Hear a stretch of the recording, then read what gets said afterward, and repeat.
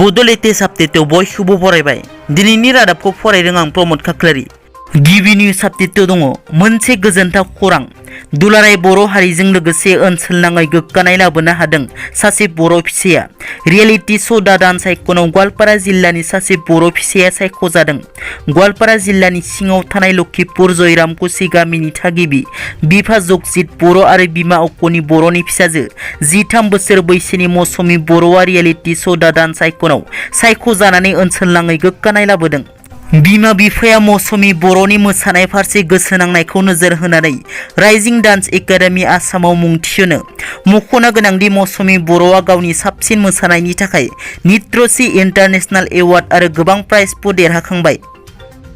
नैथियाव दङ बावैसो सान सिगां धेमाजि जिल्लायाव गावनि फरायसुलिखौ प्रप'ज खालामनायाव फरायसुलि सानैया गनायना लायैनि जाहोनाव फरायसालिनि बिबुंगोरा रितु शर्माया गोबाव सिखाजों दानख्लाब सिख्लाब खालामनाय जाथाया बयखौबो समखिखांहोदों बे जाथायाव बुलि जानांनाय नन्दिता सयकिया मुंनि फरायसुलिया दिनै ब्रह्मपुत्र देहा फाहामसालियाव जोबथाहांबोयो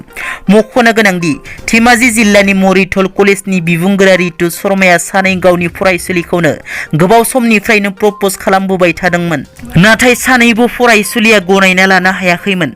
फरायसुलिनि गनायना लानो हायैलाय सानैबो फरायसुलिखौ गोबाव सिखाजों खर' मोदोमाव दाननानै गाज्रियै जोखोम खालामदोंमोन थामथियाव दङ बावैसो सान सिगां एमएलए दुर्गादास बर' बिथाङा बिटिआरनि गाहाय प्रमोद बर' बिथांखौ बिटिआरनि गाहाय खुंगिरिनिफ्राय बोखारना आसाम केबिनेटआवसो हरगोन होननाय बाथ्रानि खेंफोरथि होदों बिटिआरनि गाहाय प्रमोद बर' बिथाङा बिटिआरनि गाहाय प्रमोद बर' बिथाङा बुङोदि आं दायो आसाम आयेन आफादनि मावफुंगिरि सोद्रोमायानो होनना बुंथियो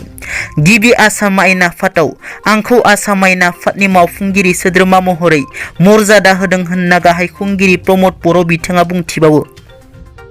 ब्रैथियाव दङ बाक्सा जिल्ला सालबारियाव सासे हाबा जानाय आइजोनि गाज्रि फट'आ ससियेल मिडियायाव भाइराल जादों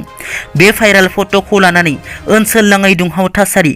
बिपिएफनि सासे मावथिनि हेंथायै ब्लेकमेलिंनि अजद बाक्सा जिल्ला सालबारिनि रौमारि गामिनि जगत दास मुंनि सासे बिपिएफनि मावथिया बे गामिनि सासे आइजोखौ साख्रि होगोन होनना खोथा होनानै गावनि बिदानि न' पाठसालायाव लांनानै सिगि सग' दिन्थिनायजों लोगोसे फेग्रा मुवा दौनानै जर जोलोमै देहायारि सोमोन्दो खालामदों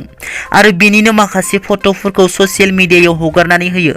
मख'नो गोनांदि दुखुथिया आइजोआ बे जाथायनि सायाव न्याय नागिरनानै पुलिस थानायाव बिपिएफनि मावथि जगत दासनि हेंथायै गसर थिसनो नाथाय दासिम जेबो रोखोमनि राहा लायाखै होनना दुखुथिया आइजोआ फोरमायो